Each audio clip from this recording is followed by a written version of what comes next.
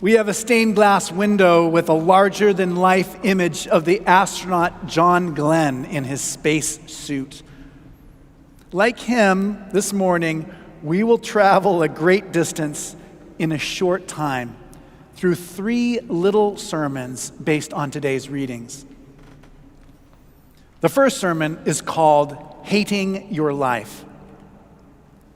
The world's Anglican bishops met at this summer's Lambeth Conference in England, and a group of bishops issued a press release condemning same-sex marriage. It demands, quote, repentance by the revisionist provinces, and goes on to state that we cannot all be in communion if we have 2 different opinions about marriage and sexuality. Now, we experience this kind of Christianity frequently here in North America. All of us encounter Christians who seem to have absolute confidence in knowing precisely who God is and that they are doing exactly what God wants them to do. Often they seem to believe that God hates the people whose faith is different than their own. Now, let me point out that lacking this kind of confidence is not the same thing as lacking faith. In so many ways, God remains a mystery to us. The Gospels do not include simple instructions to follow beyond loving your neighbor as yourself. They do not mention abortion or homosexuality. Instead, they offer an approach to living, an intervention in our lives that confronts us with hard questions. Jesus in the Gospel of Luke says that his listeners need to calculate the costs of following him, the way a builder needs to understand the expensive materials needed to build a tower, or the way a king might need to figure out the number of warriors required to win a war. Jesus talks about hating your parents, your wife, your spouse, your children, even life itself. The preacher Barbara Brown Taylor says that if we came here today thinking that we were disciples of Jesus Christ, this reading clearly shows that we are not. We are more like friends of the disciples than actual disciples ourselves. Now, we may feel a sense of despair that we could never be capable of devotion like this, but at times we surprise ourselves. The truth is that Jesus really does change us. We do not always live simply for ourselves. On August 12th at the Chautauqua Institution, a man rushed onto the stage and began to stab the novelist Salman Rushdie. Many years ago, religious leaders in Iran encouraged their followers to kill Rushdie, and this assassin would have succeeded if it had not been for Rushdie's audience. Instead of running away, they leapt up from their seats and they saved the writer from being killed. When it comes to the choice between witnessing a terrible injustice or, in a sense, hating their own life, they chose to sacrifice themselves. Rushdie said that it is not just his right to speak that was damaged by this threat, but there are 138 million adult readers in the United States, and our right to read is also endangered by tyrants.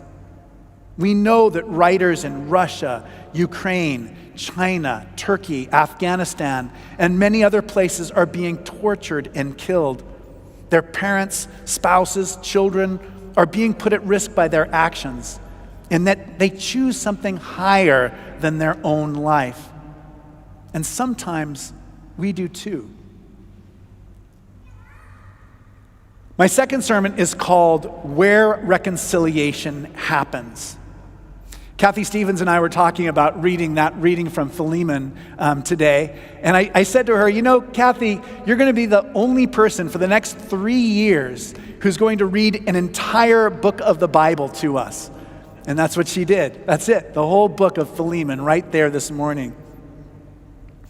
And in many ways, this may be first time, when you read the Bible carefully over the years and you study it with a kind of intensity, one of the most remarkable things is that I keep discovering something new in it all the time.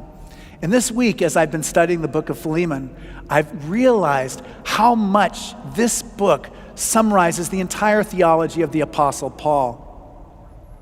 Now, when people come to me seeking pastoral care, it's often because they have a question of faith or because some terrible thing has happened to them. But mostly, it has to do with the greatest challenge of our lives. That is, how can we be reconciled to the people in our life?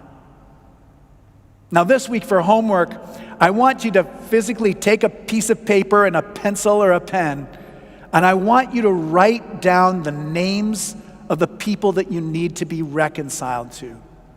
People who are alive and people who are dead. And I want you to spend the rest of your week with that little piece of paper in your pocket or purse, and I want you to pray for those people. Now, you may be surprised by a sense of how impossible the task of making amends is. Now, you may be separated from people who you're supposed to love because of issues having to do with substance abuse or mental illness. You may just inhabit fundamentally different thought worlds, or you may have mutually exclusive political ideas. Onesimus is a slave who has run away from his owner Philemon and found refuge with Paul in the vast expanse of urban Rome. Now, every single social and cultural force seems to ensure that these two people can never be in a relationship of truth with each other. And yet, you get that, right? How could they ever be honest and truthful given the social circumstances they are in? And yet, Paul reaches out to both of them. On the one hand, he embraces Onesimus, the slave, and he calls him my child, my own heart. And on the other hand, he embraces Philemon, the slave owner, and says, you are my partner, my fellow worker. I have received much joy and encouragement from your love. Now, the very center of this whole thing is an idea that although Paul could command it, he says, I appeal to you on the basis of love. Imagine him holding the hand of each and bringing them together through the cross of Jesus. Imagine yourself brought together in such a way with the one who is estranged from you. Where does reconciliation happen? It starts within you, in the place where you honor the freedom which every person has. My final sermon is called, You Are God's Art. Now, the preacher Sam Wells talks about art as a combination of material, form, and ideas. So the material might be clay, the form might be a chalice, and the idea is a common cup which we share in communion. The point is that the artist does not make something out of nothing, but out of what already exists. And that art is spiritual. It realizes a kind of purpose.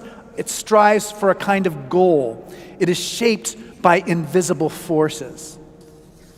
So in a vision, God invites Jeremiah to watch a potter at work.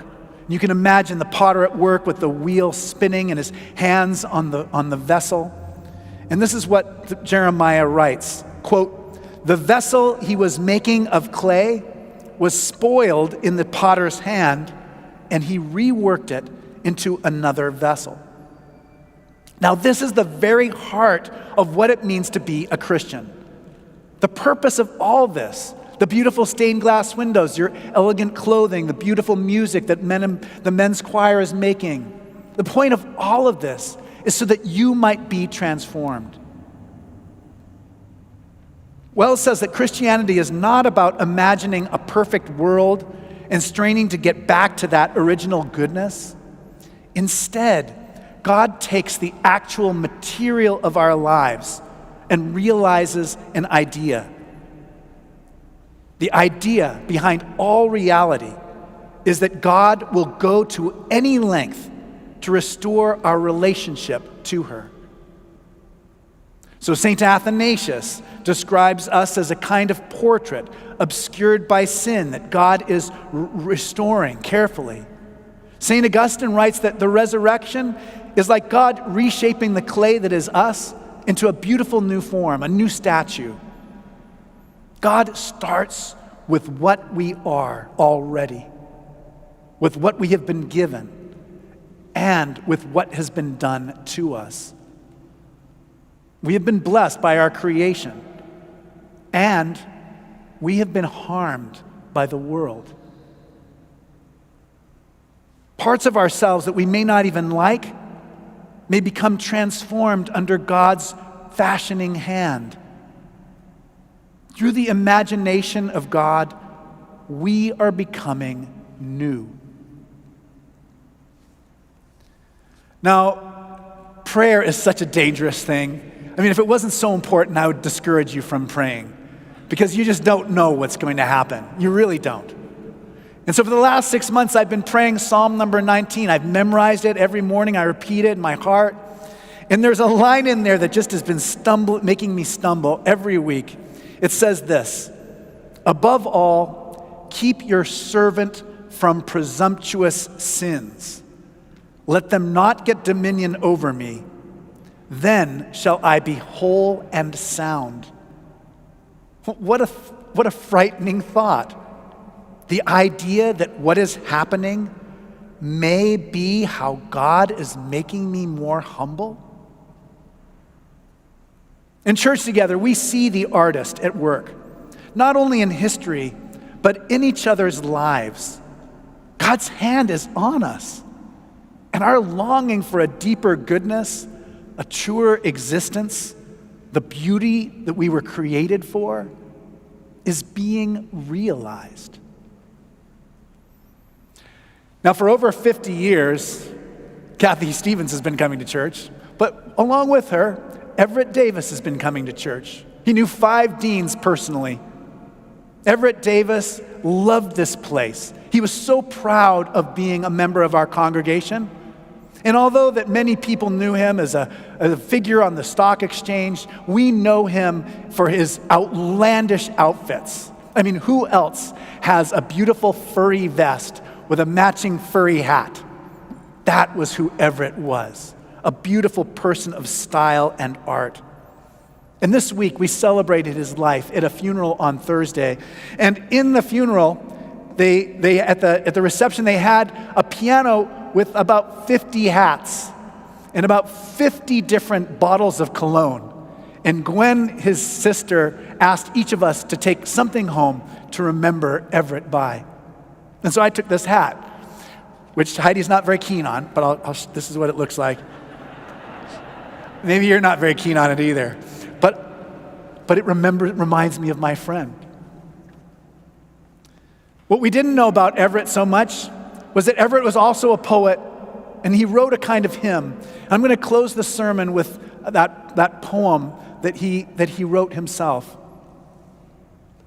The work I've done, it seems so small. Sometimes it seems like nothing at all. But when I stand before my God, I want to hear him say, "Well done." May the work I've done speak for me. May the work I've done speak for me. When I'm resting in the grave, there is nothing that can be said. May the work I've done speak for me.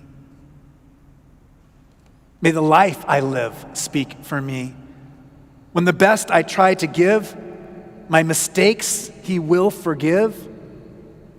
May the life I live speak for me. May the service I give speak for me. When I've done the best I can and my friends don't understand, May the service that I give speak for me. In our best moments, we are living for something far greater than ourselves. We are where reconciliation happens. We are God's work of art.